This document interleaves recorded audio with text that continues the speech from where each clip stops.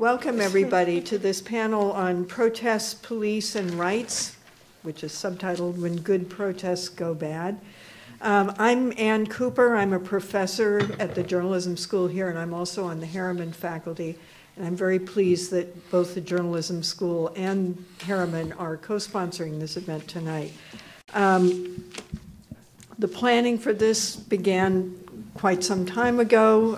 There were demonstrators on the streets camping out in Ukraine, but trust me, we had no idea that events would become nearly as dramatic as they have in the last week, giving us a lot to talk about. But we don't want to just talk about Ukraine or Ukraine and Russia. And in fact, I just was reminded that while many of us have been riveted over the last week by what's happened in Ukraine, oh, and sorry, I forgot to mention this is being recorded, which I need to tell everybody, I guess, just in case you ask a question or whatever. Anyway, while we've been, so focused on Ukraine, we've seen significant public protests in several other countries. At least 4 that I could count just in the last week. Thailand, where demonstrators have been out on the streets for months, calling for the ouster of the prime minister. Bosnia, protesters took to the streets of Sarajevo and other towns last week in their frustration against a government that has its roots in the 1995 Dayton Peace Accords. Caracas, Venezuela, demonstrators want to force Hugo Chávez's successor, Nicolas Maduro, out of government. And in Conakry, Guinea, last week, one of the poorest places in West Africa, there were deaths and injuries among those who took to the streets, also in anti-government protests.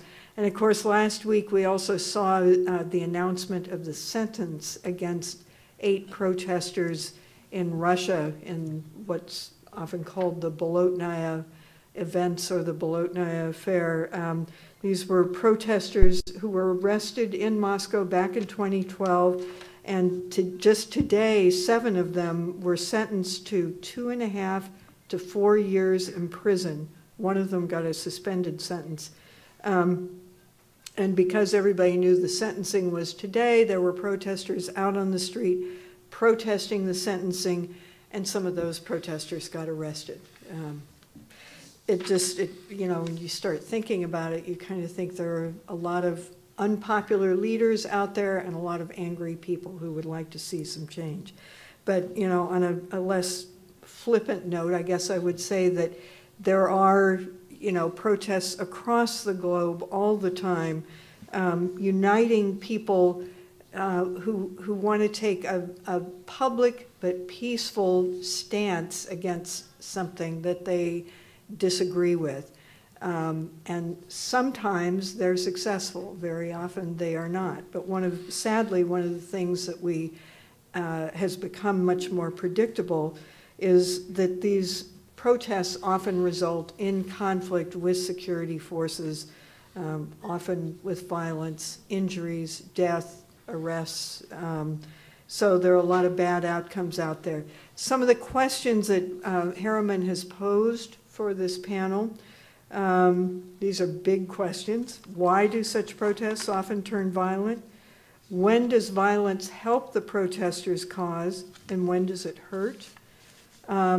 Are there steps to be taken on all sides to avoid the kind of violence that we saw so dramatically last week in Ukraine? Before I turn this over to our 4 panelists who are each going to speak briefly before we get into Q&A, I'm going to wear my journalist hat here for a minute and frame another question that I hope we can talk about in the context of all of these protests. And that question is violence needed to make a cause newsworthy or to keep it in the news? I've covered my share of protests, Tiananmen Square, Lithuania in 1991, other protests in the former Soviet Union. Some of these resulted in violence. There was often a lot of media coverage, and of course, the media tended to swoop in and cover things even more when things turn violent. But I also wanted to talk about something that I really learned a lot more about this summer when I was traveling in the South and visiting some of the places where there were key civil rights protests. The civil rights movement in this country was based on, actually trained protesters very thoroughly in passive resistance. And you know, people went out and were passive in the face often of very violent attacks. And I learned when I was in Birmingham that, you know, protests went on for quite a while and nothing was really changing. And people were not the protesters were not losing interest, but media and other people were beginning to see this kind of fade into the background. And then a strategic decision was made to use school children, to invite them to go out as well.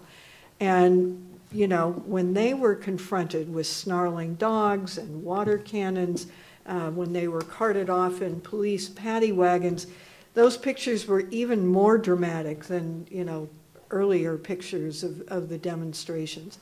And they had a real impact. I went to Selma and discovered that, you know, one reason for choosing Selma as the beginning of the Voting Rights March was because it was almost impossible for blacks to get registered as voters.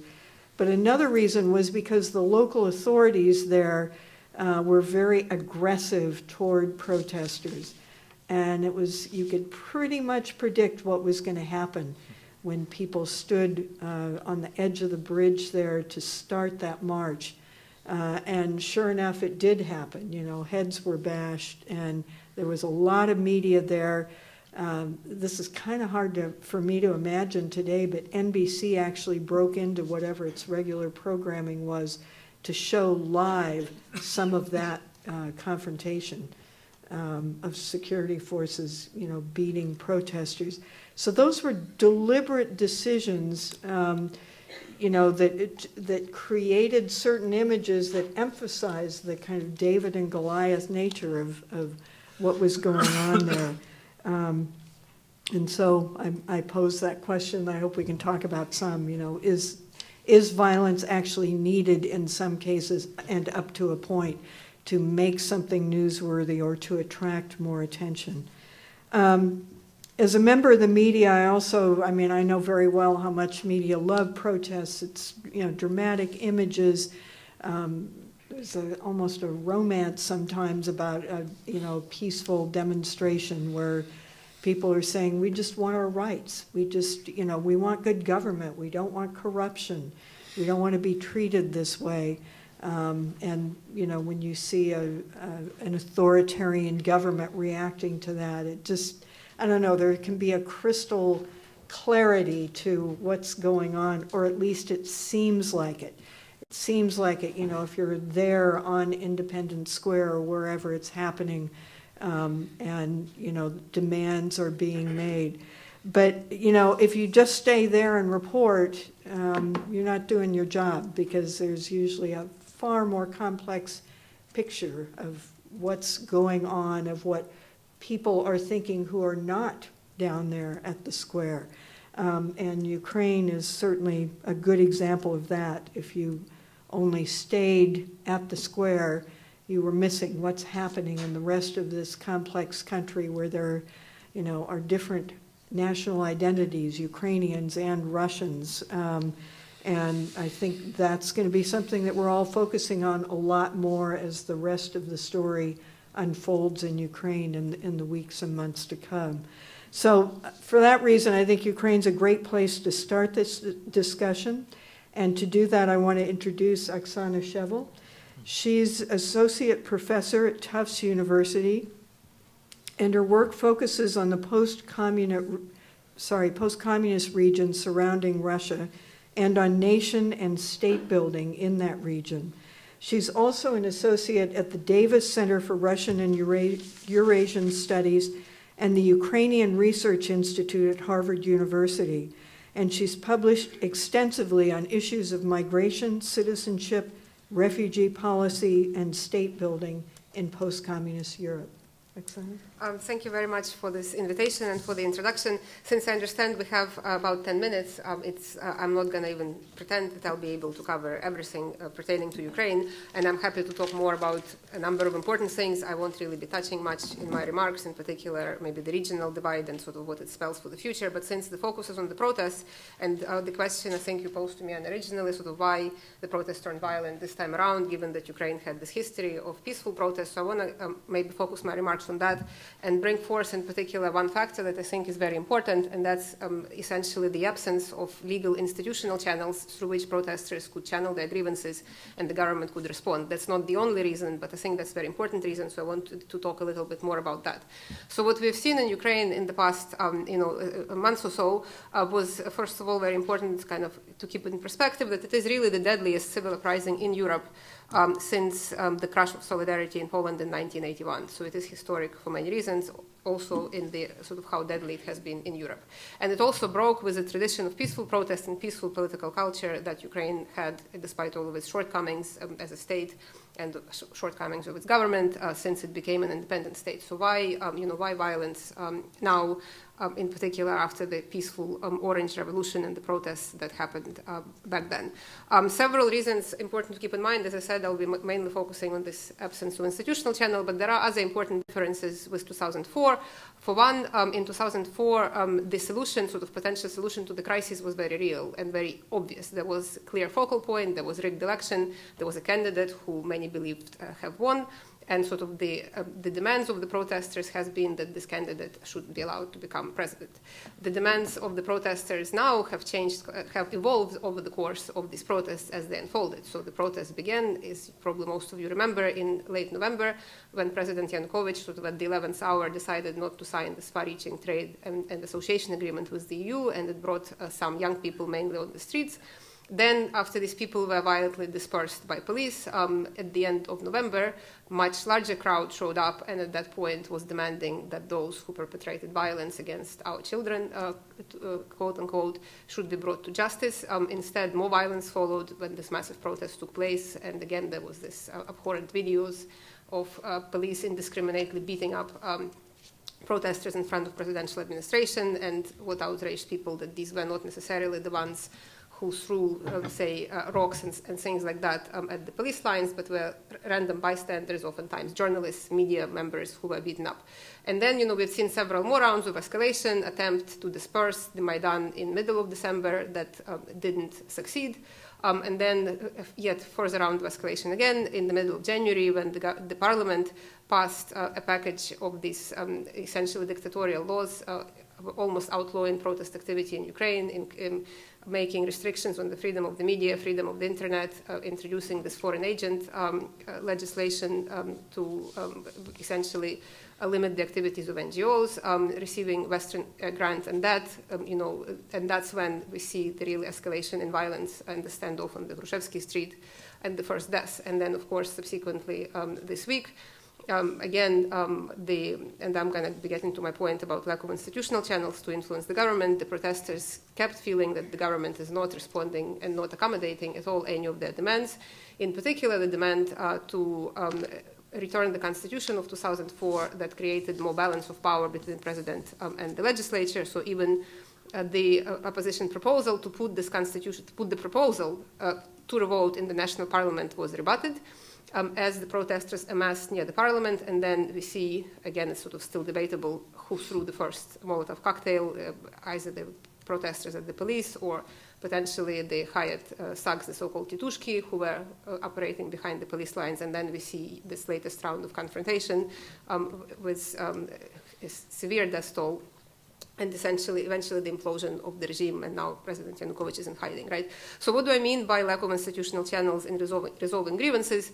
Since President Yanukovych, who was legitimately elected in 2010, came to office, he did a lot of things that perhaps went unnoticed in the media, which, as Anne said, likes to focus on the protests and things like this, which create this big picture. But he made a number of steps that essentially limited the ways for people in Ukraine and for opposition to have themselves heard and to have any recourse through things such as the court system, which was completely under the president's control.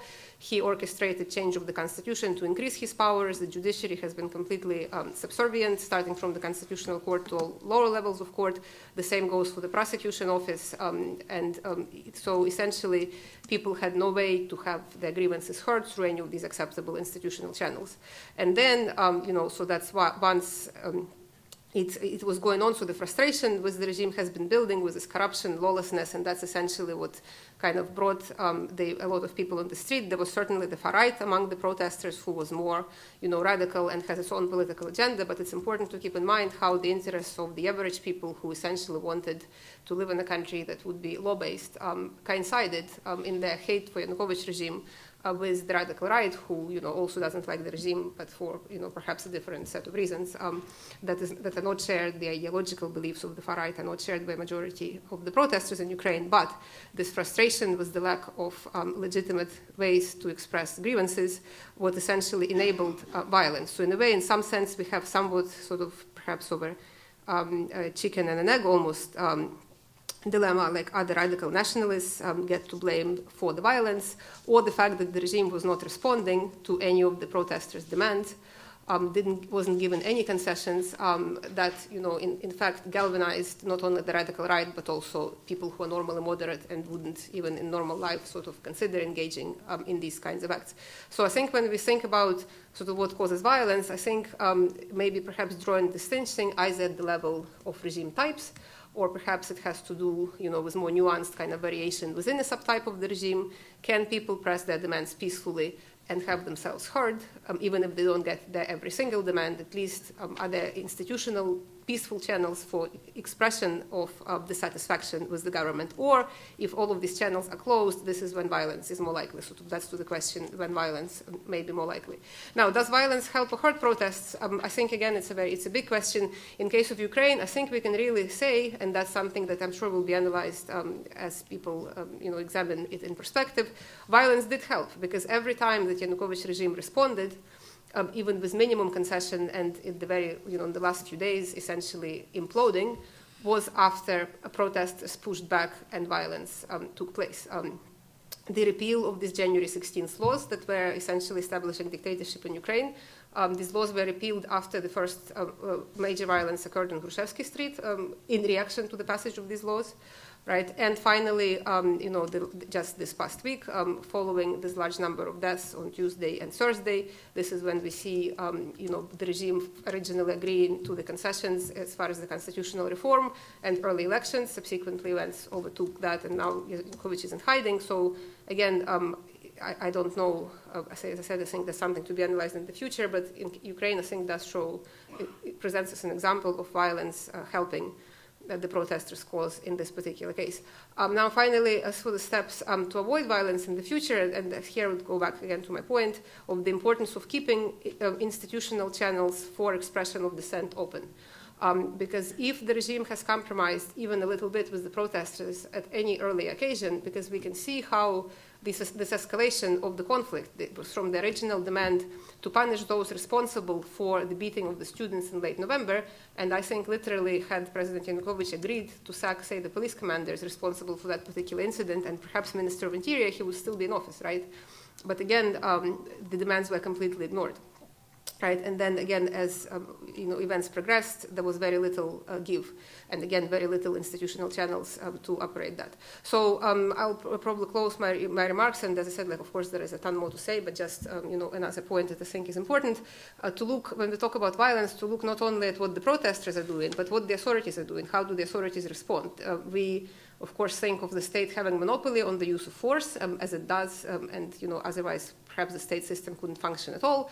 But what we see in Ukraine is incredible, and elsewhere as well, oftentimes incredible level of police brutality, police engaging in the torture, in humiliation, police working with the hired thugs, essentially enabling them to perpetrate violence, shooting at the media, shooting at the medics, So again, when we, I think, analyze violence and causes for violence, the focus shouldn't be only on the side of the protest, but also on the side of the response of the law enforcement, and solutions to violence should also look at how can the law enforcement bodies have credibility and trust and basically behave within the guidelines that they set for themselves, at least in the democratic state. And I'll end here. Great, thank you very much, Oxana. We will surely be returning to Ukraine in a bit. But next I want to introduce Olesya Gerasimenko. She is the 2014 Paul Klebnikov Fellow at the Harriman Institute.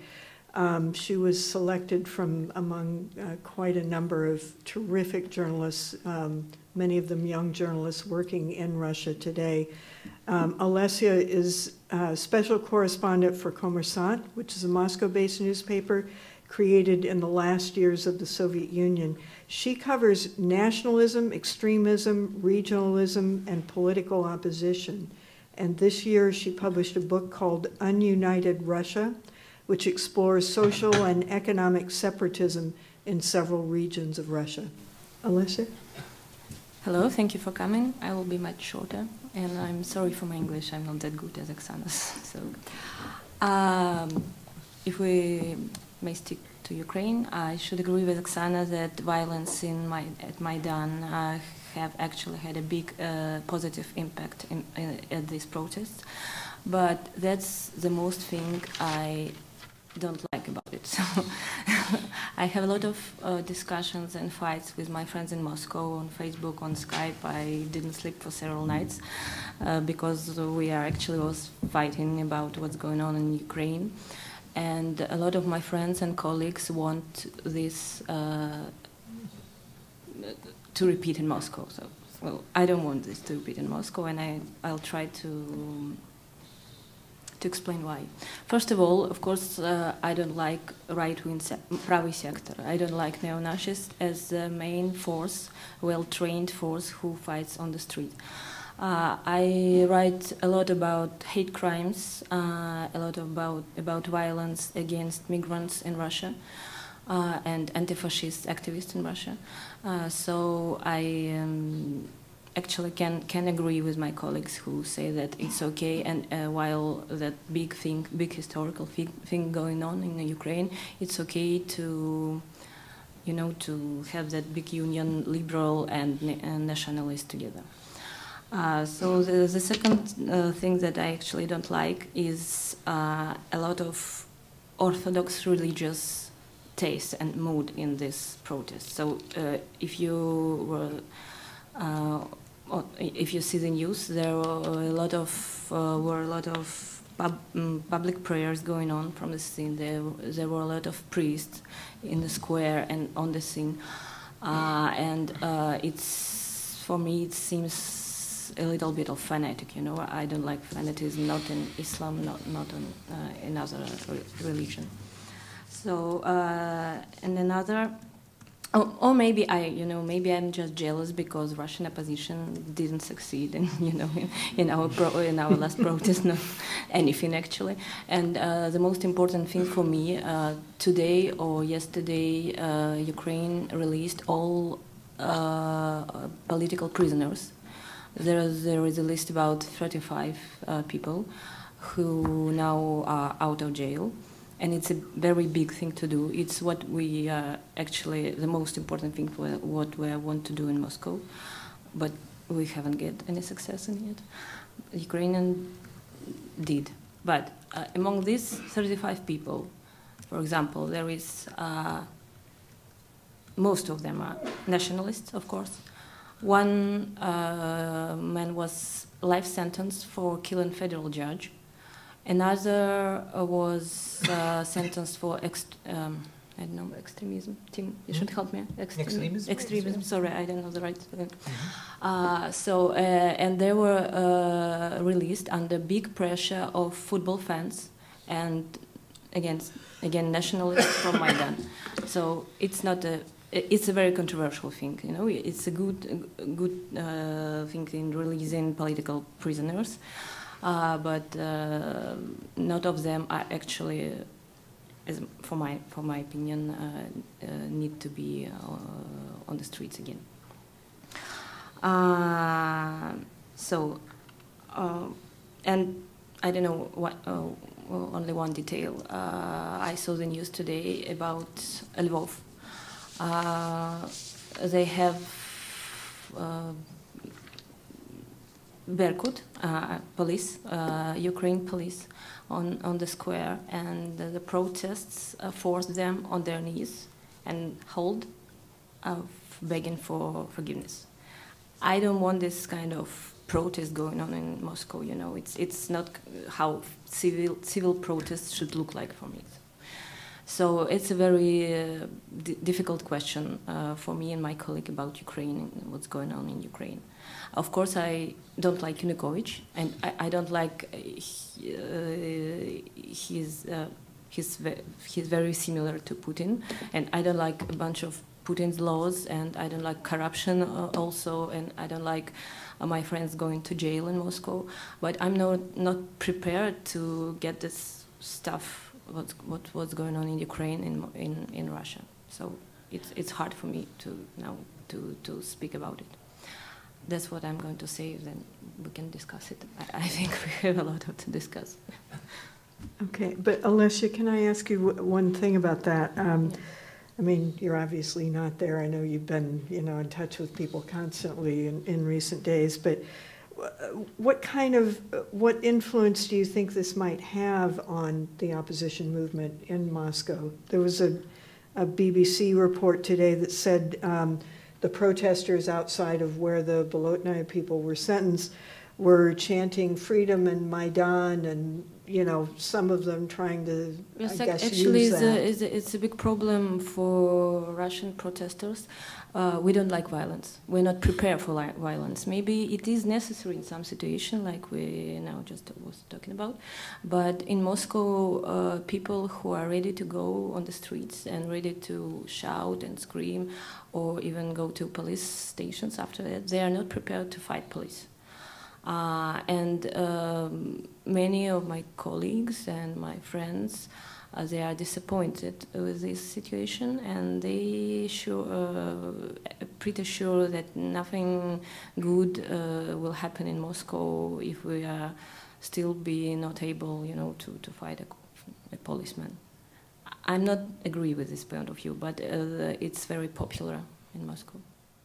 In other words, they're saying we should become more militant, yes, or more confrontational. Yes, of course. And after Kiev, of course, these discussions just raised. Mm-hmm. Okay, thank you.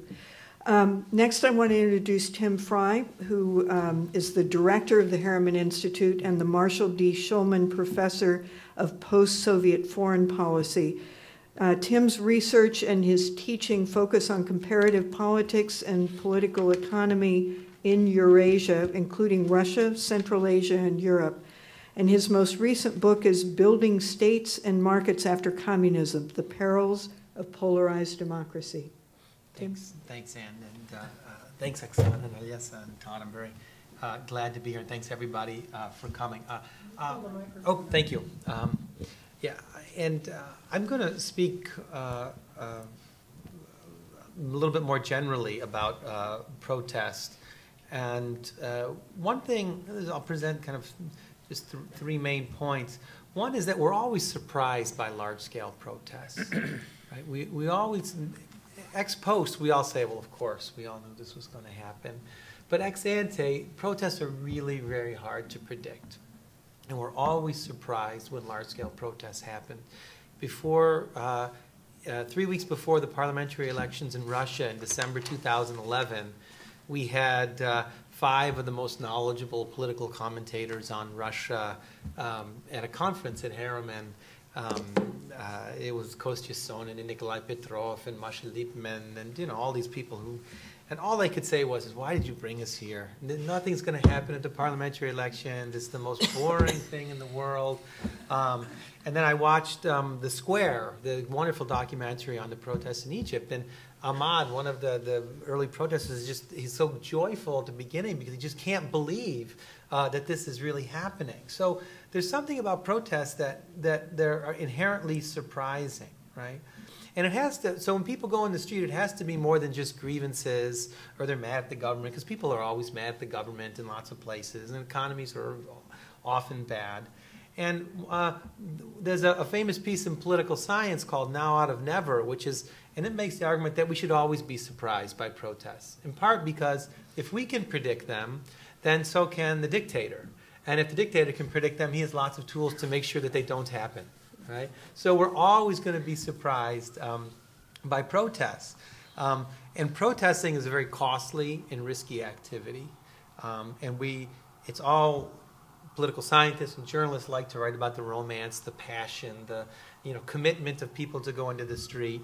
But what this argument says is that there's also a rational calculating element to protesting as well. And part of the problem is about information about people's willingness to protest. So there's always, some small minority of people who are willing to protest, the hardcore activists, and they're always going to be out there. But for protests to really grow large, you need to get the fence sitters, probably people like a lot of us in this room, to get up and actually go into protest. And if you're in a non-democratic setting, one of the big problems is, that people don't like the regime, but you don't know, are they really willing to go into the street to protest? So you could have these situations where, yes, there's the hardcore activists out on the street protesting, and everybody in the room would like to be on the protest too. But because everybody is thinking the same thing, if only a few more people would go into the street, I'd go in the street too. But then they look around and then people say the same thing. Oh, if Musa would go, I would go. But Musa's thinking, oh, if Tim goes, then I'll go. So often we have these situations where there's just this tipping dynamic where just a few more people go into the street, then you get this big rush of people to go into the street. And it's these tipping dynamics that makes these protests so hard to predict. And the funny thing is, once it becomes clear that enough people are going into the streets, then the people within the regime who are fence sitters, they have to go into the street too to demonstrate that they're on the right side rather than being stuck on the wrong side. There's a wonderful movie, Kolya, about the protests in Prague in 1989, and there's these two kind of beady-eyed, badly dressed civil servants who are just constantly nagging our hero, the cello player, right, that everybody likes. And when the big protests really happen and everyone's out in Prague Square with the bells, of course they're the first ones out there to make sure that everybody know that they were really on the good side all along. So. So this has a couple of implications. One is that in addition to the passion and thinking about the passion that needs to, and the emotion that needs to get people into the street, there's also this rational calculating element to it as well. And also okay, so the next puzzle to think about is violence, and why is there violence, right? Because there should always be some agreement that the protesters and the government can reach that would leave them both better off, because violence is really costly. It's really costly for both sides. Just look at the picture of Maidan Square now. Think of the people who lost their lives. Shouldn't there have been some way for the two sides to reach an agreement that would have helped address the situation without having to resort to costly violence? However, since there's always some uncertainty about the other side's willingness to fight, right? This is why we often, in political science, think that violence like this is because of uncertainty and errors and mistakes. Because rationally, people would always be better off trying to find some way around it, because typically the costs of violence get borne by both sides, and there should be a way around it.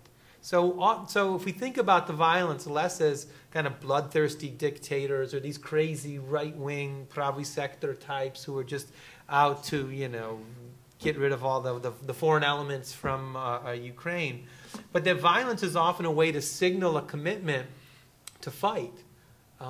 That violence can be kind of a rational act in order to pursue some other end. So the violence in and of itself is not the goal. The violence is really the willingness to signal their commitment to fight. Right? So in this way, we think about violence. It's more of an instrumental than a kind of expressive or just uncalculating use of violence. However, there are also lots of kind of violence that's very calculating, like Anne was describing during the civil rights movement. And there's a number of studies about how strategic the civil rights movement was in choosing where to demonstrate and what tools to use.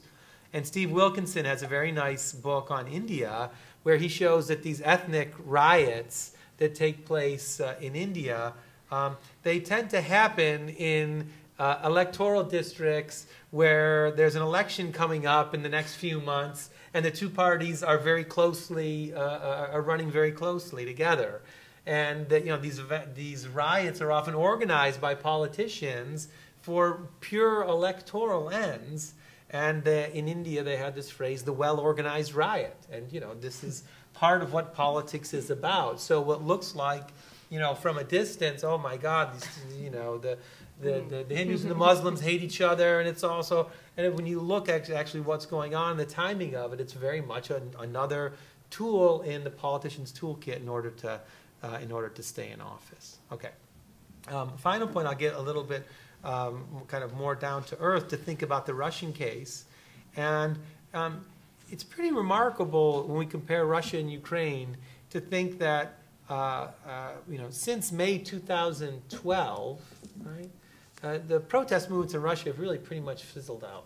I mean, there isn't any. There isn't any. Yeah, I'm being kind. I don't want to insult anybody. So, but if we remember back from December till May, there were these whole series of imaginative protests. We had the Writers' Walk, where 10,000 people just went out for a stroll. We're not going to protest. We're just going to go out for a stroll with 10,000 of my friends in central Moscow, right? We had large demonstrations right after the elections, the parliamentary elections. 2 weeks later, there was another 60,000 people in the streets, and pretty much every month there was large-scale demonstrations.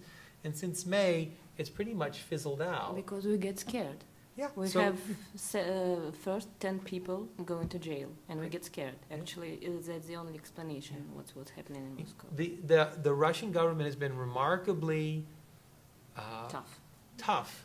They've been I think they've been remarkably adept in how they've been able to help the protests fizzle out by raising all these bureaucratic barriers to make it more difficult to hold protests, by flooding the internet, rather than taking the Chinese approach and just kind of trying to censor the internet, but flooding the internet with disinformation, leaking emails about opposition figures that are discrediting, or where there's infighting among the opposition candidates. And the violence is very selected and targeted. So this Bolotnaya Dela case, these are the most kind of ordinary, apolitical types that you could imagine that were arrested after this confrontation with the police. These people didn't even know each other before this. But they've been painted as this band of thugs and the hooligans, organized by USAID tax dollars, of course, is in branding any kind of opposition to Putin as opposition to Russia and treason and foreign influence. And that this effort has been remarkably successful, and with a much lighter touch than the really clumsy approach of Yanukovych. So it's a much more determined and tough approach because Putin precisely wants to avoid finding himself in the situation that Yanukovych was in, where by the time you've already got that many people in the streets, that's a much more difficult game to play than actually to kind of prevent them from getting there in the first place. And that's where there's been this tremendous effort, this tremendous polling operation in Russia. Every 3 months there's a poll of 1,000 citizens in each region of Russia. And most of the questions, would you protest if this happens? How upset would you be if this happened? So many of the questions are about social unrest and these kind of feeling thermometers about the likelihood of people going into the street. So there's been this tremendous investment in trying to make sure that these events don't happen so that they're not in the position that the Yanukovyches of the world face. And they've been very successful with that. So I'll just leave it at those points. Well, Tim, can I ask then the rhetoric that we heard today coming out of Russia from Medvedev and others? I mean, it's very harsh about Ukraine. Is it really about Ukraine, or is it a message to anybody in Moscow who's thinking about, if they can do it, maybe we should? Yeah, I mean, in some sense, I was afraid that the sentences were going to be even harsher than they were, in part because of Ukraine. I mean, they had 2.5 to 4 years is still a pretty stiff sentence for these people who have no kind of criminal record we were before. expecting 5 and more. Yeah, people. I think we're expecting 5 and 6. So it's kind of still a mixed message. They might have thought that 5 or 6 might have provoked an even stronger reaction than kind of 2.5 or 4. So I mean, I think Ukraine means a lot for Russia. And we had Sergei Guriev here last week, and he was making the point that it's hard to underestimate how important Ukraine is for the Kremlin, for the way they view politics and the way they view a possible end to their rule. So they'll be watching these events very closely. I do think, I don't know if, Olesya, if you would agree, or if Tim, you would agree, it seems to me that Putin doesn't really need to worry that much, because there are some fundamental differences between Russia and Ukraine that are sort of outside of his control, that actually work in favor of him staying in power. And here I mean the regional divide, because in Ukraine, the people's motivation stems in large part, especially for the most committed Maidan activists, from this sort of East-West cultural, difference, right? So whoever is in power, I mean, Yanukovych or anybody in Ukraine never had anything resembling like 60-70% support, right? Because if sort of a more kind of pro-Eastern elite person is in the top position, right, then sort of the West and center of the country is against them, or the vice versa, right? And this is not something you can sort of manipulate or wish for or wish against, right? So in a way, as you were saying, if you discredit, the opposition figures with compromising material, right? Like, why would people then sort of support them? Because then you can say, look, everybody's corrupt, and these guys are also corrupt, so it kind of makes no sense to support this guy over, our guy. But in Ukraine, if you do this, you can still say, okay, they're both corrupt, but at least this is why sort of culturally and like geopolitically or whatever you want to put it is like more of us, right? So you can still, you can then support or, at least oppose the other guy kind of with greater, enthusiasm. And that, might potentially take more people in the street and so forth. So I would, say that, Putin perhaps, worries too much that, he doesn't have that. I think actually Russia and Putin himself was rather modest while all this was happening. We have not much statement about Ukraine, not much comments going on, we just like sit and watch. And as I know, Putin doesn't like Yanukovych that much, so he needs to save him or something. Tymoshenko is much more positive figure for Putin rather than Yanukovych. So it's not that bad. The main concern of Putin is actually that activist, radical and ordinary activist on the street. No Ukrainian political situation. Exactly how protest is going on. Okay. So let me introduce now my colleague, Todd Gitlin. He's professor and chair of the PhD program here at the Journalism School, and he was a political activist in the 1960s, so brings that perspective into this discussion tonight, too.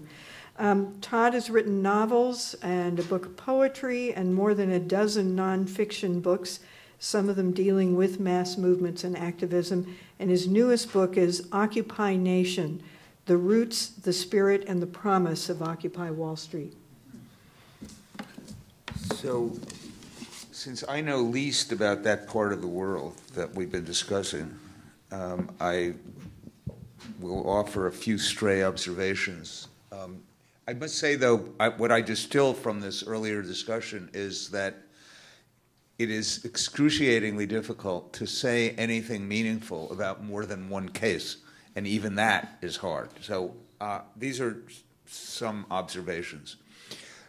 First of all, despite that disclaimer, I think there are one thing that can be said about an existential quandary of a protest movement is that it faces the problem of how to convert from a movement of no to a force of yes. What I mean by that is that protest movements, by definition, begin as refusals. They begin as rebellions. And they then if they are not swept aside quickly, they face the problem of what to do when they were not organized to rule, but rather to oppose rule, and what to do when there are other forces on the scene who are organized to rule. The sort of the paradigm case of that, I think, is poignantly clear in Egypt and is made very abundantly clear in this wonderful film, The Square, because those who were at least credited with pulling out the crowds into Tahrir Square in 2011 were, one thing one could say about them, for all their differences, is that they were not actually interested in governing. There were, however, two forces in Egypt that were interested in governing once Mubarak was overthrown. One was the military and the other was the Muslim Brotherhood. And the after story, after the expulsion of Mubarak, is the ongoing struggle between these two forces which exist to govern. So I don't draw any conclusion from that except to say that this is, I think, a strong illustration of the inability of a movement organized strictly around the no to convert itself to something else. Second thing I want to say is that there are movements, there are powers, and there are media. And they're involved always in a very complicated and often, I'd say, in general, unique dance, and without clearly defined gender roles. One is leading, another one is leading. They're all operating on the basis of their own codes, their own sense of what's proper. Now, one thing you can say about protest movements is that they are theatrical. That's certainly one component of them. They have something to demonstrate, a show, to manifest. And the media are therefore central to their project. Somebody once said, I forget who, that politicians campaign in poetry and govern in prose. I would say that movements protest in poetry, and they must, they may not, they are very often not prepared to speak prose, let alone to govern in prose. The case of the civil rights movement has come up, and there's something I think important to learn here. One of the great misunderstandings about the civil rights movement today is that it was a popular movement. It was not a popular movement. It was a movement that was, from the beginning, working against public opinion. I don't have the figures in my head, but I just was looking them up for another purpose yesterday. Just a few stray numbers, these will be close to true. In September of 1960, 2 months before the Nixon-Kennedy election, the question was put by one of the pollsters, should we have more civil rights laws? Should we pause and implement the ones we have, or should we have fewer? Did I get that right? Yeah. Should we have more? Should we sort of assimilate what we have, and should we have fewer? About 60% of the public chose that middle path. About 19% said more civil rights laws, and 14% said fewer. Now, mind you, this is 1960. This is 4 years before public accommodations are integrated. It is 5 years before the voting rights law. It is long before the achievement of the promise of Brown versus Board of Education. This was not a popular movement. Another example, last month we were all serenaded with the strains of the March on Washington of 1963 and Martin Luther King's famous I Have a Dream speech. Well, there was also some polling done at the beginning of that month of 1963. And the question was, first of all, have you heard about this impending march? Rather dramatically, I thought, surprisingly, 71% of this sample said yes, they'd heard of it. Of those who had heard of it, what's your opinion? 23% viewed it favorably. Those who viewed it unfavorably included some who were sure it would end in violence, those who, I think the largest category was those who thought it would accomplish nothing. So today, everybody's basking in the serenade of Martin Luther King, but he was not a popular figure. Now, one could choose so many such examples. I don't know if there's polling on voting rights in the run-up to the Selma March, but I would suspect to find something similar. By the way, on a related subject, in 1967, when the Supreme Court found that interracial marriage could not be banned, that was not a popular position in America. Public opinion was in favor of bans on interracial marriages in many states of the United States. So, so one thing that the civil rights movement was an orchestration of theater, and as Anne pointed out, the theater, the proscenium was chosen very closely in order to illustrate, in order to unmask the authorities for those who didn't know how brutal they were and how violent was the system of white supremacy. So unmasking works under certain circumstances, and I think again to commit a generalization, I think it works when elites are divided. When elites are divided and there's a gravitational force exercised by the movement of protest, then the gravitational force pulls some of them in, and eventually the political payoff to changing policies, reforming policies, exceeds the recalcitrance of the total system. Now, there's another way in which a social movement can work. And this might be called a sort of one kind of no that leads to another kind of no. The case in point would be the demonstrations in Chicago at the time of the Democratic Convention of 1968, where the objective of the organizers, for the most part, not so much stated as implicit, was to demonstrate that America was ungovernable. That was the project. And by placing several thousand demonstrators in among Mayor Daley's police and relying upon them to do their thing, which was with nightsticks, you could create a theater in which it was demonstrated that America under these circumstances was ungovernable. However, the theater critics failed, or the dramaturgs, I guess I should say, failed to do their homework.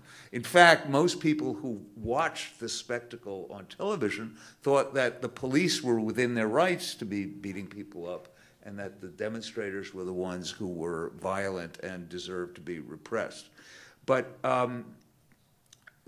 this is an illustration of another interesting principle. Again, I'm not sure whether it has any bearing on the current situation in the east of Europe, which is that the unpopularity of a movement and even its inability to prevail in public opinion does not mean that it has failed. It does mean, however, and it can actually become the kernel of a policy change. But what it cannot do is turn the movement of no into a governing force of yes. I will stop there. Okay, thank you. But let me ask you, Todd, because we were talking about something the other day. You said something like, if only authorities or if only police in many of these circumstances would just have the patience and the forbearance to stand back, people will get tired after a while. This is, the backstory to the Birmingham demonstrations was that the Southern Christian Leadership Conference under Martin Luther King had decided to go to a very segregated southern Georgia town called Albany and to create a theater that would sort of follow up on the Montgomery bus boycott, which had been, of course, wildly successful. They encountered a very savvy sheriff who used a lot more carrots than sticks. The sticks that he used were not violent. That is to say, they were imprisoned. He imprisoned a lot of people and demoralized them, and they beat their heads against his wall for months and had very little to show for it. It was then that they resorted to the Birmingham strategy, because there they had the right demon. They had the demonic police chief, Bill Connor, and thus who could be counted on to pull out the police dogs and the fire hoses and so on and create this spectacular dramaturgy of monsters versus righteous victims. Yeah, I don't know what else to say. Okay. Okay, I do want to open this to questions in just a second, but Oksana, let me ask you about the police actions in Ukraine, which is a place where that notion of, police, if only the police had stood back for a while, maybe wouldn't have worked. I was amazed at how long the demonstrators were out there in incredibly cold weather, horrible conditions. I guess they just weren't going to go away. But did you see police strategies change at different points? Did they ever do anything right? Well, police were following orders, right? So in a way, police wasn't, in some sense, like an autonomous authority. Where they were autonomous, and there's something goes to the culture of the police, is how they overreacted to the violence from the protest side, and that was all, televised, and we see this, police, again, even going against their own instructions when they would throw the stun grenades with shrapnel taped to it so it would, explode. There's video of them shooting at the medics, directly, and at the journalists. As far as, people standing there and what would have happened had the regime just let them stand, I think it's actually, what Todd was just saying, I think the sheriff who was sort of savvy and, just didn't go on the assault, yes, maybe a hardcore group would have stayed, but the protests were dwindling already. It was there was this ebb and flow to the size of the crowds on the square. And, when things were quiet, fewer people were there because what's the point, to be standing there? So you could potentially have a hardcore group of, I don't know, maybe several thousand being camped there until the presidential elections next February, right? And then potentially Yanukovych even winning second term. Right, because you can say, well, okay, he didn't sign an association agreement. Half of the country didn't want this agreement anyway, right? What's such a big deal? You've been allowed here to peacefully protest for 9 months, and now there's election time. You didn't win, so be it, right? But I think that's exactly why we see violence in Ukraine, that the regime there was incapable of allowing any opposition to itself. And I think it goes again to this point that I was making all along, that there were no institutional channels of influencing this regime that it allowed to exist.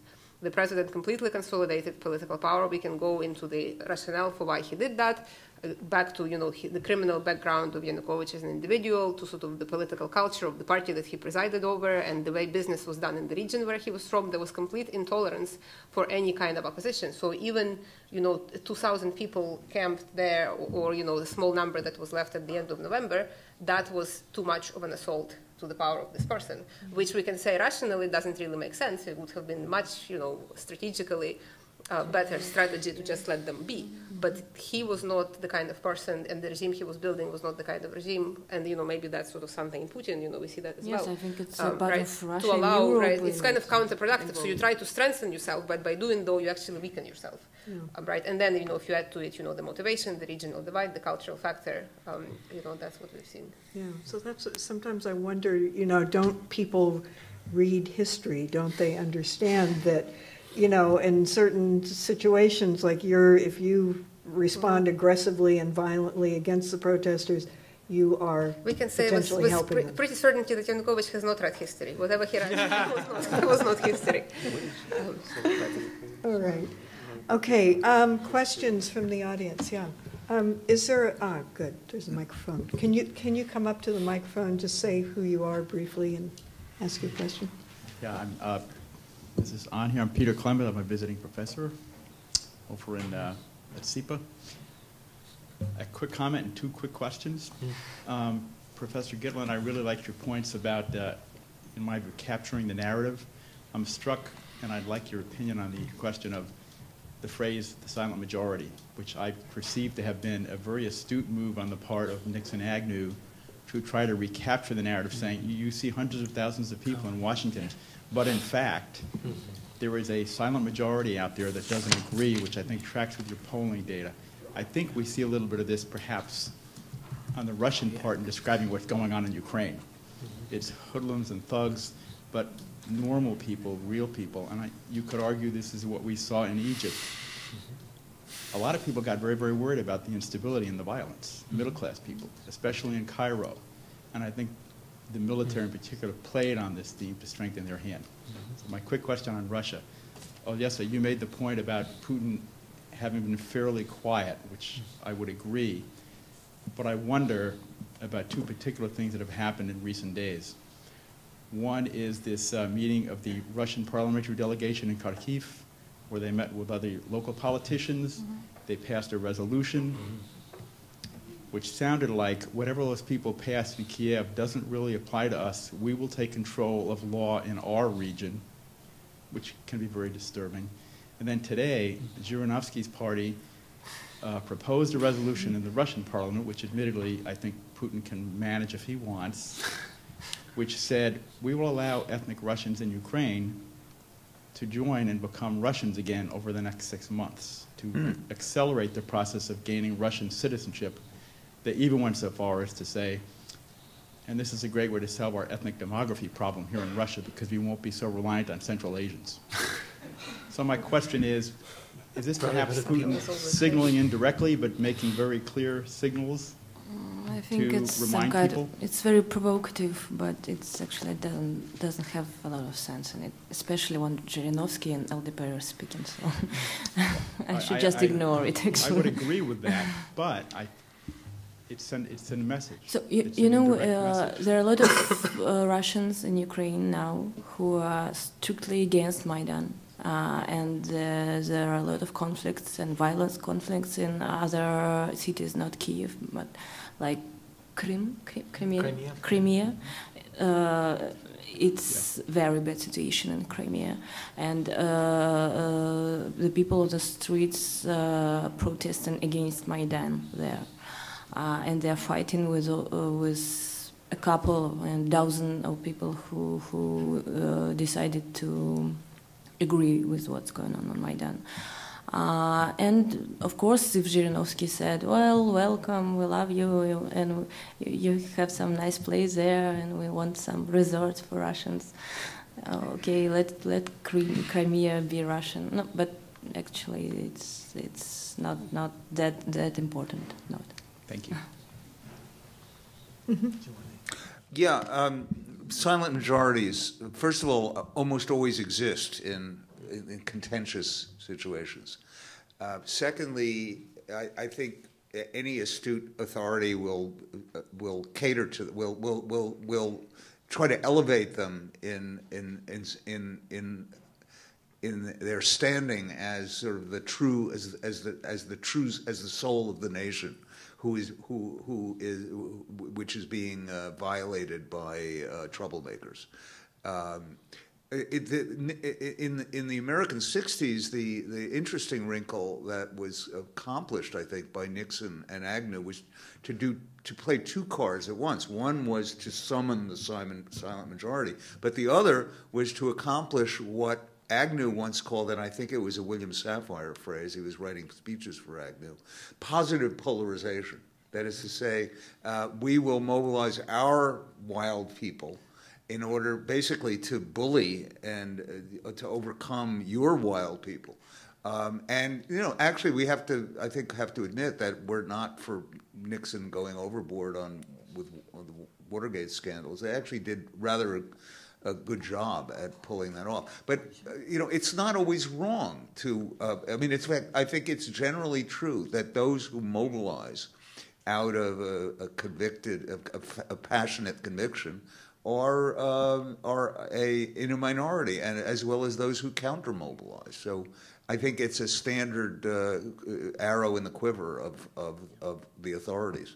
Yeah, I was thinking that Pat Buchanan must be giving advice to Vladimir Putin after the protests, because it was all out of the silent majority. You know, there were, and even we had one of Putin's advisors here in New York, Igor Shuvalov, who made some comment along the lines of, yes, we realize that we've lost a lot of support in Moscow, in St. Petersburg. They've gotten too rich for us to. They're decadent.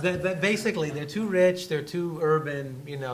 And we're going to focus on the silent majority, the older, the smaller city residents.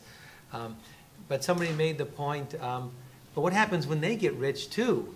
And he said, "Oh, we've thought of that. We're thinking about that. We're thinking about how we can try." But in some ways, this is what Putin did with the Pussy Riot demonstration, which for him was like a gift. I think. I mean, he said, "Here's Flea and Madonna, and these are the great supporters of the demonstrators and pro-democracy and pro-West." And I'm sure that did not play well in Tomsk, and Putin. I think that's why an issue that could have easily been ignored, why this became such a central, cause, because it wasn't the women made the demonstration, but it was the Putin administration's decision to blow it out of all proportion and give these stiff sentences and invoke the church and morals and the new conservatism, and it was really gift wrap for the Putin administration. I just wanted to, if I can just very briefly on your point, I think with the Putin question, it's actually interesting because on the one hand, I think it's fair to say that Putin has been relatively less, quiet. But on the other hand, I think we should keep in mind it's also much less transparent what's going on.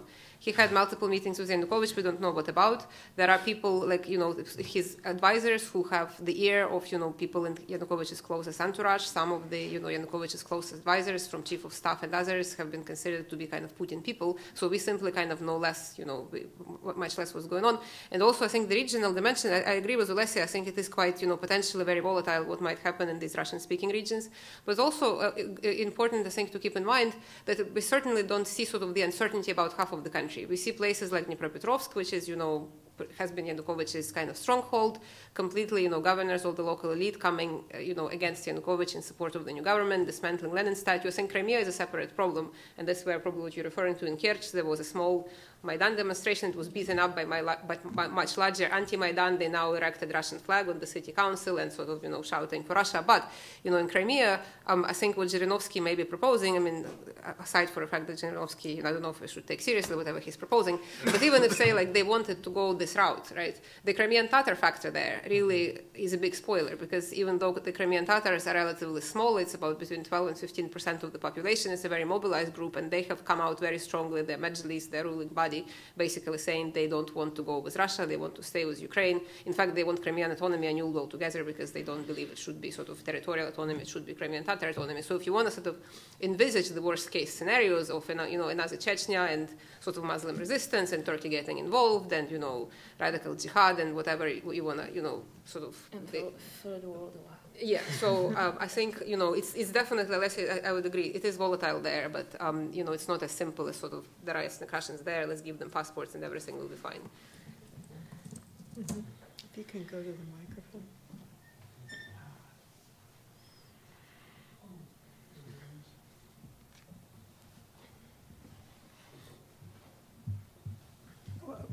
I'd like to return to one essential element of this discussion. Grievances exist everywhere. Sometimes they result in protest. They don't always result in violence.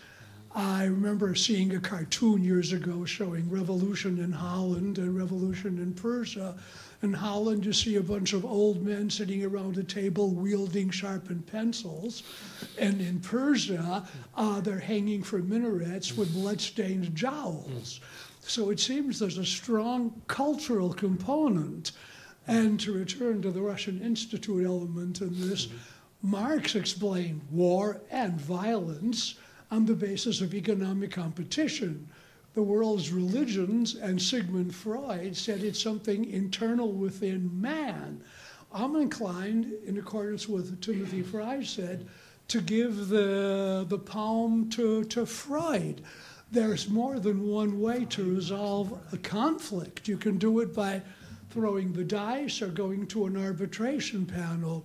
And I can't help wondering, what are the cultural or historic factors that would incline a culture to opt for violence? And why is it that there are certain countries where violence, well, Scandinavia, Switzerland, you don't hear anything about it? I leave it up to the panel.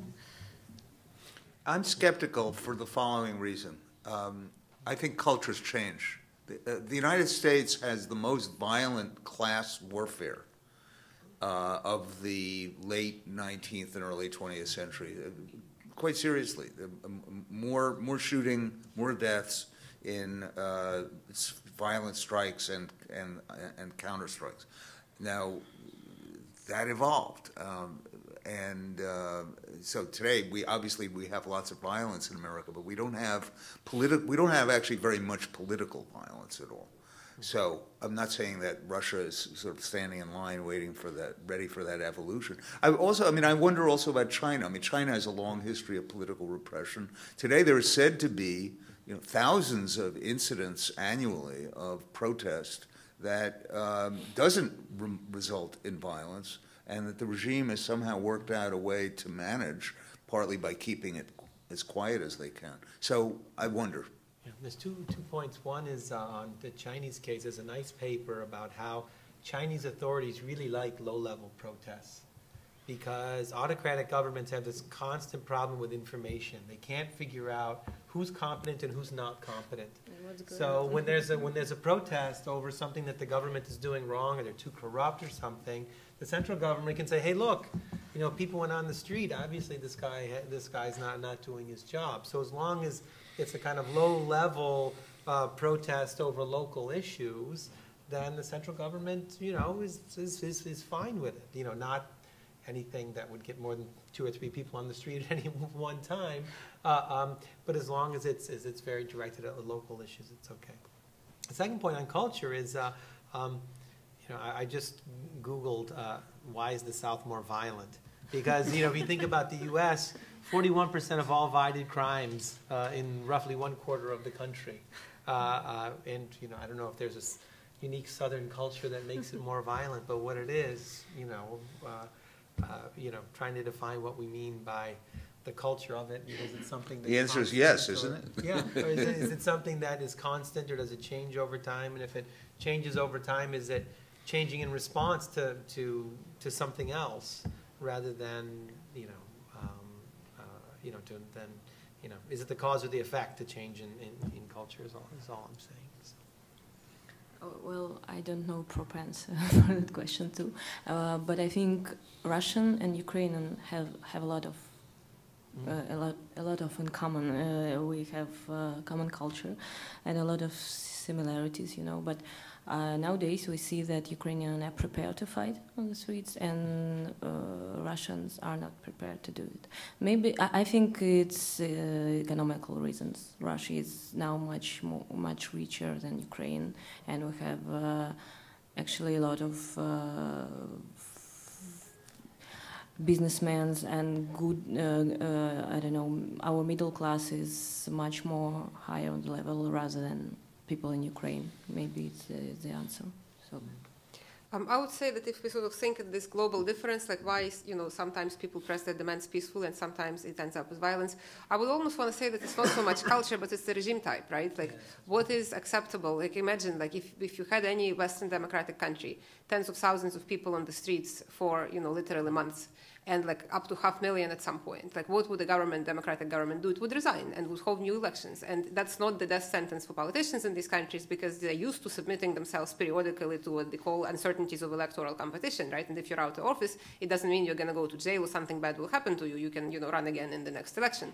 Now, if we have, more authoritarian countries, when it sort of again becomes like catch-22, these dictators themselves create the conditions under which they can step down, right? Like once Yanukovych imprisoned Timoshenko, his former, competitor, he closed for himself an option of peaceful retirement, right? So for him, it was like either stay in power or follow her fate. And now it looks like he may fare even worse because he's, apparently like in hiding with, some bodyguards.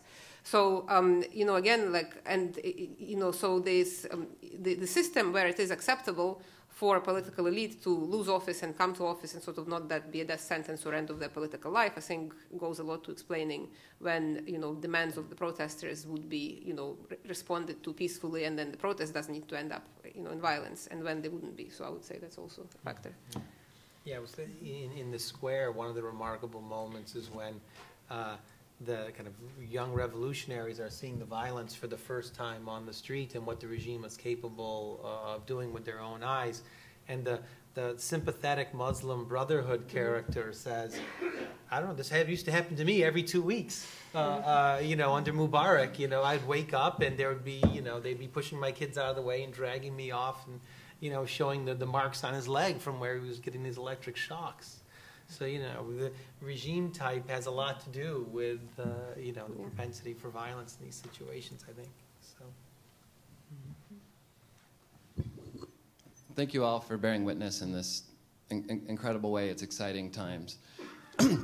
Clearly, a vast majority of the people on the planet would have an answer to what should Occupy Wall Street have done. And now it's our turn. And now it's Ukraine's turn. Albert Einstein had said, you can't solve a problem at the same level it was caused. And he also said that freedom is like a muscle, and with disuse, it atrophies. So to that end, to what degree are we living in a sheeple state of ideological subversion of at least 3 generations, at which point the will of the silent majority would actually never be expressed? Or to what degree is the role of journalism in this current state whereby a number of things have become declassified and truth we trust. So to that extent, there's Operation Mockingbird. Please avail yourself of information about this, as well as the Treaty of Fort Hunt, whereby the Odessa Six, the SS Nazi Corps, also known as the Odessa and Gitlin and Company, became the precursor to the Central Intelligence Agency. So in that context, what is the role of journalism? And what does the U.S. have to learn from the Ukrainian people? I was in the Ukraine in 2003 as part of Peace Stars International, formerly Angels of Chernobyl, bringing Japanese technology of radiation sickness treatment to survivors of Chernobyl. And of course, we're all in now the Fukushima century, or era, epic, you might say. So in face of what can we learn from the people of the Ukraine living under an openly oppressive government, and being able to, as our brother Timothy gave us some clues, exercise and recognize and be able to tell the difference between a PR campaign and something that is part of sponsored reality, or something that's surprising, something that's genuine, and our ability to achieve that tipping point or swarming potential, whereby instead of polling information and PR campaigns, that we're actually exercising a public opinion, sort of Gaia awakening.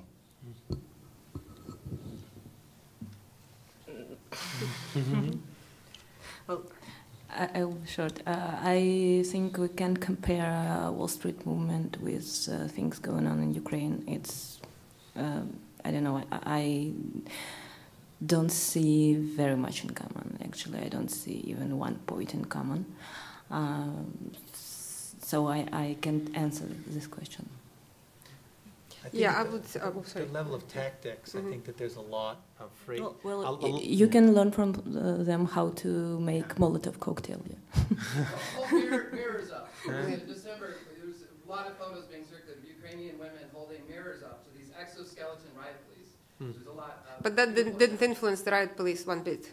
I mean, it was a nice media, I would say, I think I would agree with Olesya that I don't also see too many parallels, but I think it also goes to this important point how a movement organized around no, right, could transform itself into a movement sort of around yes, right? And again, correct me if I'm wrong, because I know more about Ukraine than about the Occupy Wall Street, but in Ukraine, the protesters do have pretty clear set of demands. These demands have sort of changed, but there was a clear agenda. What exactly is it that we want, right? We wanted police to be punished for violence. Originally that was the demand, right? We want the association agreement with Europe signed. We want President Yanukovych Yanukovych to resign, we want fresh elections, and we want to change the corrupt system, top-down, sort of bottom-up, right? So we're talking about independent judiciary, the lustration and the police forces, again, so the violence, police who perpetrated violence would be brought to justice. We want, judiciary to be independent from political pressure, right? So this is a very tall order, and still I think it's uncertain if the Ukrainians will be able to accomplish, all of this. I mean, they already accomplished removing Yanukovych, but that's only, sort of the beginning. That was the obstacle to change of the system that people have been talking about. And again, if 2004 analogy with the Orange Revolution teaches us anything, it is certainly possible to overthrow a dictator, if you want to call it, or the sort of political enemy, and not to accomplish the goals that you set out with. Because in Ukraine in 2004, essentially everybody who was involved became deeply disappointed because this corrupt system, sort of inefficient system, lack of transparency, that hasn't changed. The old elites were reshuffled. They changed the color of the the scarves that they wore and the slogans, talking about in poetry, right? They really changed the tune very quickly. And many people already fear in Ukraine that this is what's happening now. So some of the old elites from Party of Regions are jumping ship and saying they didn't mean to do any of this, and it was Yanukovych forcing them and the whole thing, right? But at least, and this to me seems like an important difference with the Occupy Wall Street movement. Did the movement have this clear, what exactly did they want, right? Like, whether these concrete steps that we could say we want to achieve this, this, and that, right? And maybe that's something that the movement can learn from the Ukrainian experience, that, even if you don't achieve these, at least you have to be able to formulate it very clearly, that people can tell, like, that's what we are after.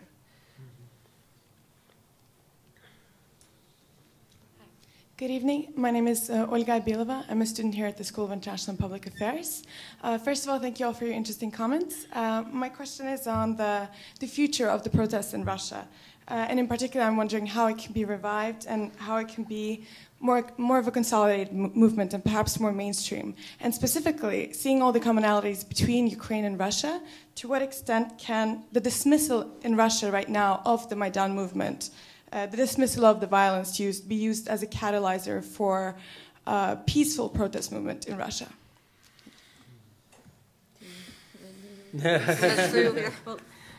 My problem is, or not a problem, maybe luck. I'm not a member of oppositional movement in Russia. I'm a journalist. I'm trying to stay, out of both sides. So I don't know what they should do to become more popular or more, resultive. And I don't know violence to be part of these methods. That's the one thing I know for sure. And I think actually our leaders, oppositional leaders, doesn't know what to do too. So that's why it's such of not that good situation now. Yeah, it's a pretty grim situation right now for the protest movements in Russia. But in Ukraine, 6 months ago, or a year ago, would you have said, oh, well, this is, what we think is going to happen. There's going to be, hundreds of thousands of people in the street.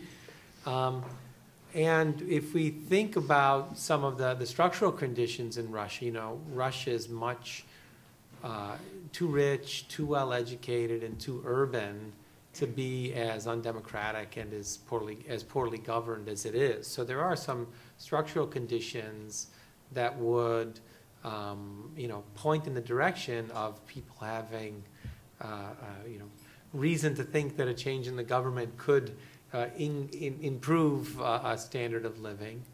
And what has been Mr. Putin has been so successful at is it's been a long period of economic growth until the last few years when things have slowed down. And his popularity is tracked very closely with public approval ratings. And he still has this 60% approval ratings, but those can change very quickly.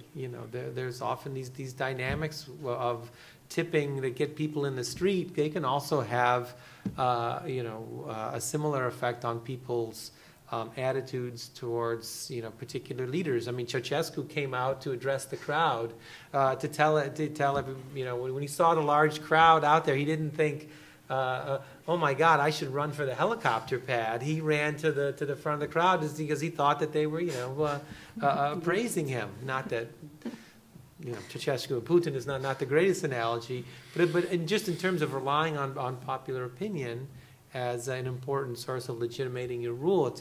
People are fickle, and then the longer you stay in power, the harder it is to keep those high ratings. And the economy is slowing down. I mean, I think that what's troubling in Russia right now, it seems that the lack of confidence that people know how to solve the economic problem in Russia, that seems to me very troubling. Investment was down by about 7% in this last quarter. Capital flight is still very high, and there doesn't seem to be a sense that the government has figured out what the problem is. So those are all, troubling situations if from the point of view of the government, even if things look pretty grim from the point of view of the protesters. So, it's not as if you have this, all-powerful, strong, confident government and this weak and demoralized opposition. You have a weak and demoralized opposition with a government that I think is really very uncertain of whether it should keep tightening the screws or whether it should, liberalize at least, whether things have gone too far already. So that was a non-answer, I understand, but there's some things in there that I guess I have some advice for Russian protesters. The big problem is that the Moscow and St. Petersburg is the biggest and cities where protests were held. And we have a lot of more in Russia, less. And what Navalny and other guys really should be doing now, it is working in regions. There are a lot of people who don't like Putin's laws. There are a lot of people who don't like corruption, businessmen, young people, students, but they're all divided. And people from Vladivostok don't know what's going on in Arkhangelsk, in our north part of Russia. So if protesters can manage this situation, can create some unique united system, it can work. Because that system doesn't exist even in government's mind. Our regions as divided for government as for Moscow protesters. So it's a big challenge for them.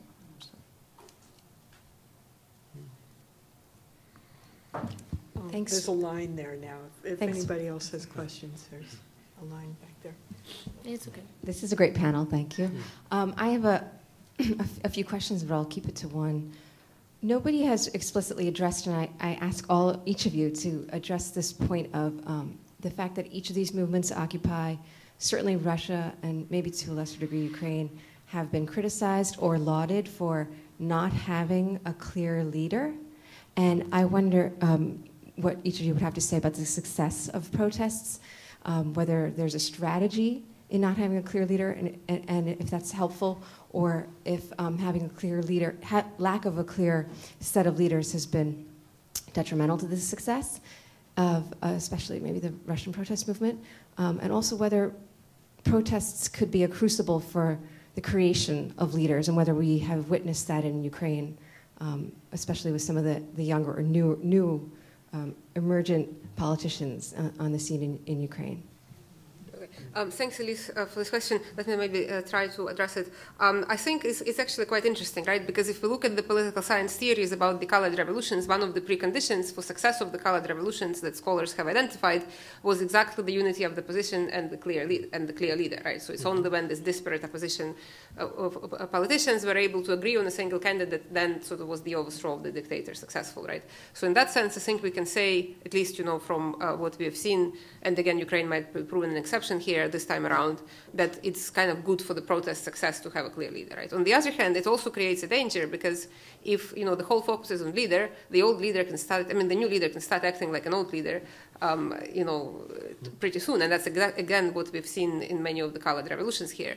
So then this question, your second part of your question, are they, in the case of a lack of leader and say the emergence of new leaders from the civil society, that's again, we could say that's a good thing from the perspective of the development of the civil society, but then the challenge becomes how do these new leaders actually take the actual leadership roles, right? if all the elites don't want to let them in, so to say. And I think what we will see in Ukraine in the oncoming weeks and months emerging is the debate, and it's not clear how it will go, whether or not there should be new election to the parliament that would allow these new leaders from the protest movement to potentially come, to real political power. Because otherwise there would be, if we just reshuffle the same old deck of cards, so to say, right, this is, when you hear these voices louder and louder over the last couple of days, this is not what the protests, were standing on the square for, to change, Yanukovych for Tymoshenko or for any of the other, characters that were political leaders. So it's almost like you can make an argument either way, right? You can say it's good to have united, one leader for the success of the movement, kind of short term, as in like achieving the overthrow of the previous, political elite. But perhaps if we're looking sort of at long term for prospects for democracy, for better governance and things like this, it's probably better, although hard to achieve, for these newly emerged leaders to be able to take leadership roles. So, yeah, I'll leave it at that. And I know it's kind of not really convincing complete answer. As for Russia, we have our leader. His name is Alexei Navalny. He's a reasonable nationalist. That's why, because I didn't vote for him. But he is a leader of oppositional movement in Russia, and he's popular, and he's young, and he's pretty smart. I think the idea of leaderless, of movement without leader in Russia will not work, because we're always waiting for, Tsar or Barin, who will lead us, who will show us what we need to do. So I think it's pretty clear that our main figure now is Alexei Navalny, and if something will happen, it will happen because of him.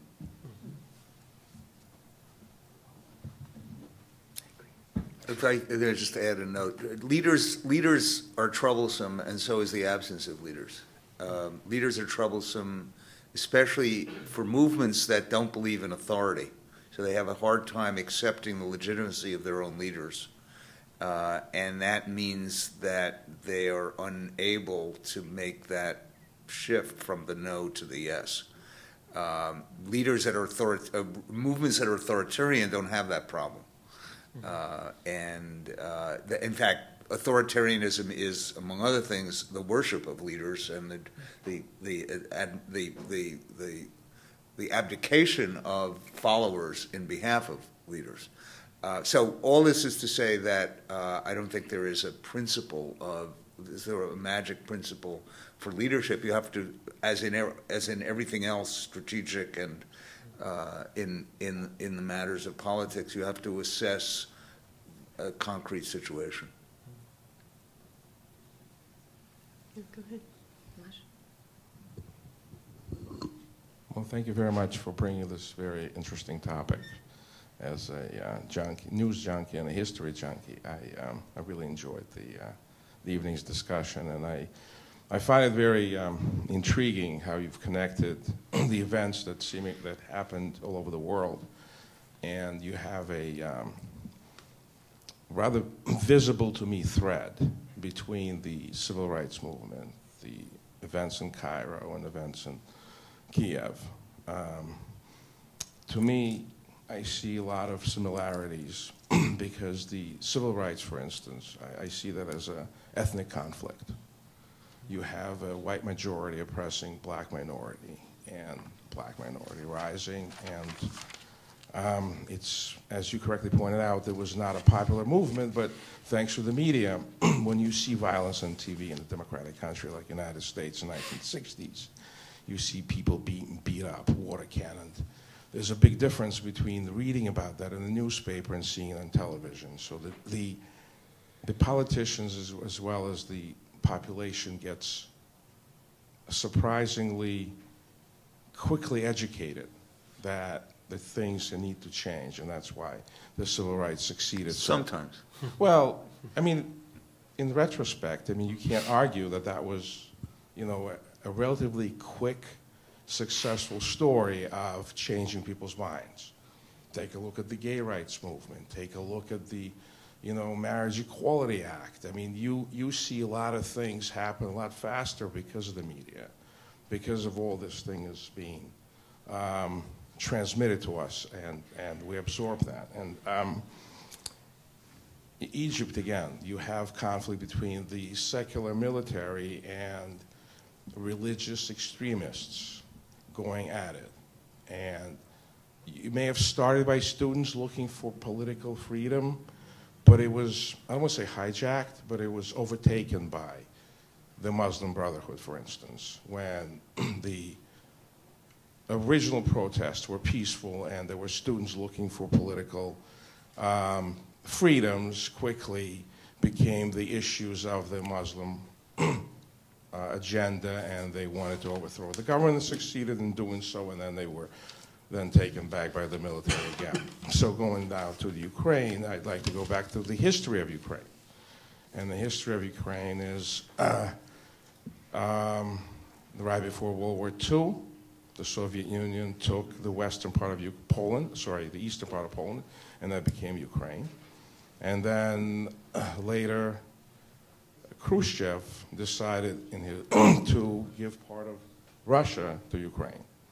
So now you have eastern Ukraine, which is essentially former Russia, and then you have western Ukraine, and that's Poland. And it's all happening under the Soviet Union, and they really did not get along. And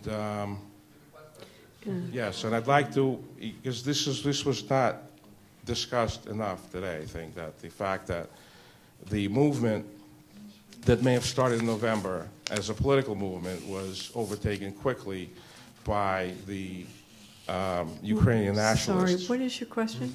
I would like to connect the politics and nationalism. I'd like to suppose that the events in Ukraine are more of a nationalistic movement than it is a political movement.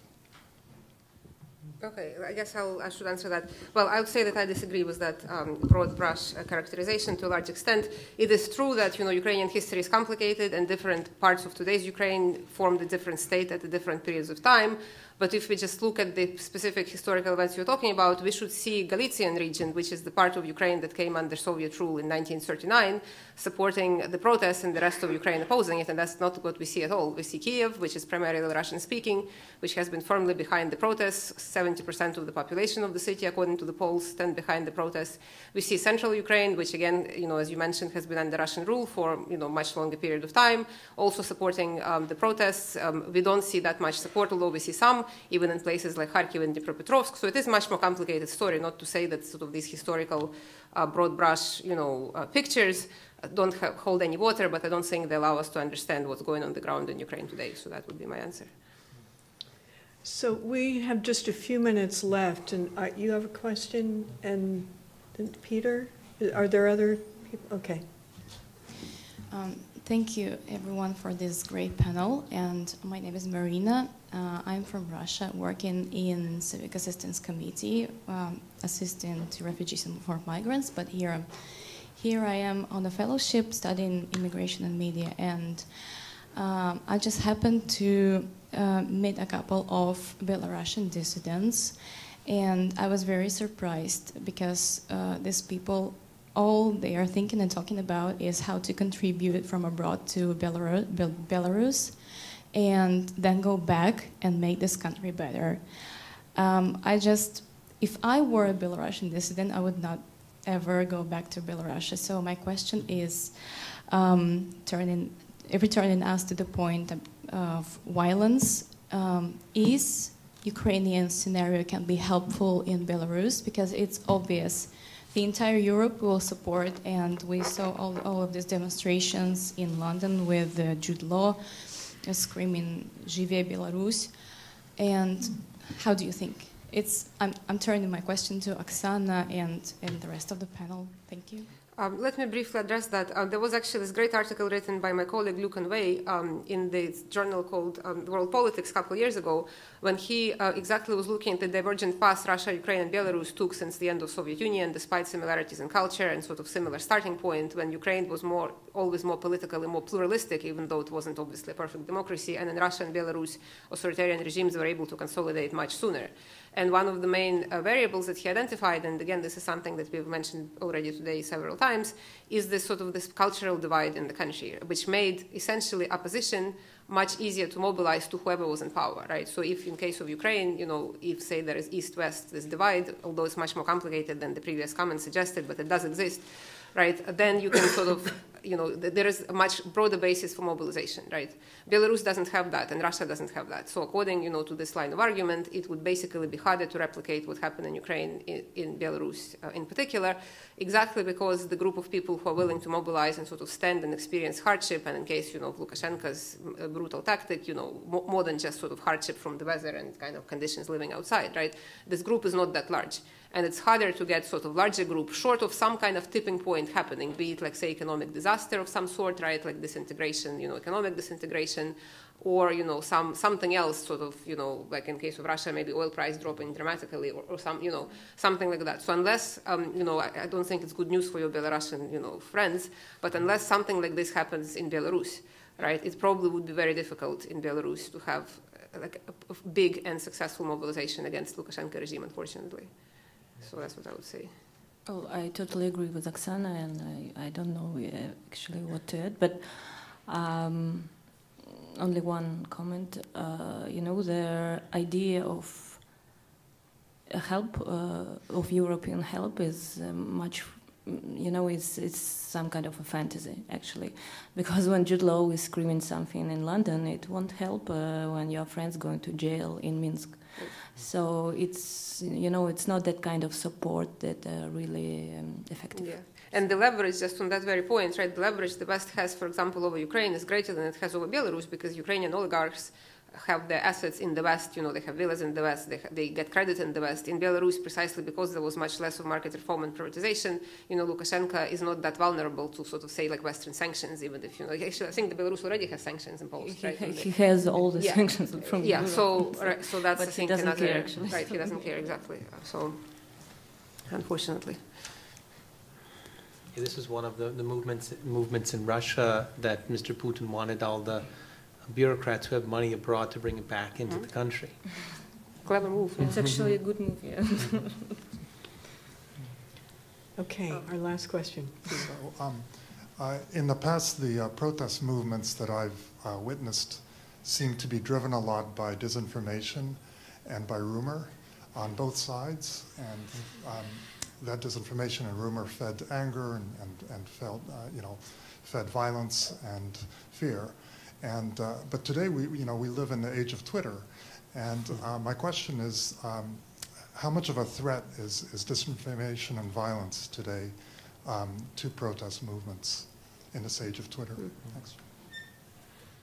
I was reading Twitter feeds during the so-called Green Revolution in Tehran in 2009, and it was pretty clear that the regime had already figured out how to spread disinformation. They were planting stories about bombs going off and so on that were meant to, and who knows with what effect, but all such media are vulnerable to use by the forces that understand that they carry weight. And so I don't know that anything fundamentally changes in the world of social media. And this is an old story. The use of propaganda in order to inflame is not a new development. I love Twitter. It's my favorite tool, and it can be used from the both sides. For example, in the last days of Maidan clashes, I was here, Manhattan, and I was chatting with my friend who were at Maidan in the fire circle, and he has his cell phone, and he was texting about what's going on Twitter. It's a great thing to do. It's actually more excited, even better than live streams without comments. It's the real speech from real person.